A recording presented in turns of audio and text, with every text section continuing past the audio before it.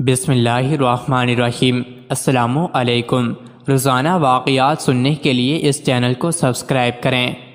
حضرت بشر حافی رحمۃ اللہ علیہ جو بہت بڑے اولیاء کرام میں سے ہیں، ان کو راہ چلتے ہوئے ایک کاغذ زمین پر پڑا ہوا نظر آیا جس پر اللہ کا نام لکھا ہوا تھا۔ آپ رحمۃ اللہ علیہ نے اس کو اٹھایا، گرد صاف کی اور ادھر ادھر دیکھا کہ کوئی محفوظ جگہ ہو تو رکھ دوں۔ جب انہیں کوئی جگہ نہ ملے تو آپ رحمۃ اللہ علیہ اس کو نگل گئے۔ اللہ تعالیٰ کو ان کا یہ ادب اتنا پسند آیا کہ اس کے عوض حضرت بشر حافی رحمۃ اللہ علیہ کا نام رہتی دنیا تک مخلوق کے لبوں پر عزت کے ساتھ جاری کر دیا۔ حضرت خواجہ ابو اسحاق رحمۃ اللہ علیہ ایک جولاہے کے لڑکے تھے۔ روزانہ کھڑے ہو کر کپڑا بننے کا کام کرتے تھے۔ جو روٹی ان کے لیے گھر میں آتی اس میں سے 2 روٹیاں طاق پر رکھ دیا کرتے۔ ایک مرتبہ 2 درویش ادھر سے گزر رہے تھے۔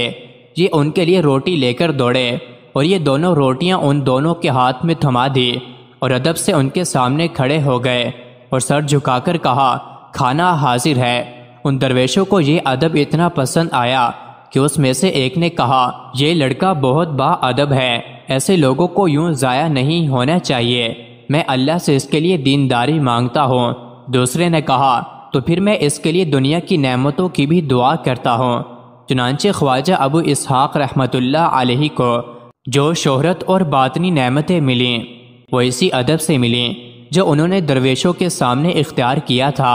حضرت خواجہ نصیر الدین چراغ دہلوی رحمۃ اللہ علیہ کے ملفوظات میں سے ہیں کہ شیخ شمس العارفین ایک مرتبہ حج کو گئے۔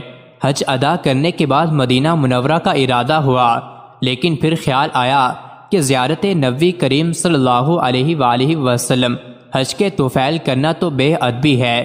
چنانچہ آپ رحمۃ اللہ علیہ لوٹ کر گھر آئے اور ایک رات گھر رہ کر زیارت مدینہ کی نیت سے سفر کیا۔ جب روضہ رسول صلی اللہ علیہ وسلم پر پہنچے تو عرض کیا، السلام علیکم یا رسول اللہ صلی اللہ علیہ وسلم۔ روضہ مبارک سے آواز آئی، وعلیکم السلام یا شمس العارفین۔ اس سے پہلے ان کو کوئی شمس العارفین نہیں کہتا تھا۔ یہ خطاب ان کو تربت مبارک صلی اللہ علیہ وآلہ وسلم سے عطا ہوا اور اسی خطاب سے اس سارے جہاں میں مشہور ہو گئے۔ خواجہ صاحب نے فرمایا کہ تمام اعمال کا دار و مدار خلوص نیت اور ادب پر ہوتا ہے۔ ایک مرتبہ حضرت ابو سعید ابو الخیر رحمۃ اللہ علیہ نے اپنے ہم عصر بزرگ ابو محمد اشری رحمۃ اللہ علیہ کی عیادت کا ارادہ کیا۔ آپ رحمۃ اللہ علیہ کے خادم خاص حسن نے عرض کیا کہ ان کو آپ سے اعتقاد نہیں ہے، شاید آپ کے سامنے کوئی نامناسب بات کہہ دے، مگر شیخ نے کہا، ہم ضرور جا کر عیادت کریں گے۔ حسن نے احتیاطاً ایک آدمی کو شیخ ابو محمد اشری رحمۃ اللہ علیہ کی خدمت میں بھیجا کہ ان کو اطلاع دی جائے کہ شیخ ابو سعید رحمۃ اللہ علیہ ان کی خدمت میں آ رہے ہیں۔ یہ اطلاع ملتے ہی انہوں نے قاصد سے کہا کہ اس ملحد سے کہہ دو میرے پاس کیوں آ رہا ہے، گرجا گھر کیوں نہیں جاتا، گرجا گھر جائے۔ حسن نے یہ پیغام شیخ ابو سعید رحمۃ اللہ علیہ کو پہنچایا تو شیخ نے کہا، ان کا کہا میرے سر آنکھوں پر، میری پالکی گرجا گھر کی طرف موڑ دو۔ ساتھی اور خدام یہ سن کر بہت حیران ہوئے۔ شیخ ابو سعید رحمۃ اللہ علیہ کلیسا پہنچے تو عیسائیوں میں شور مچ گیا کہ شیخ اپنے مریدوں کے ساتھ عیسائی مذہب اختیار کرنے آ رہے ہیں۔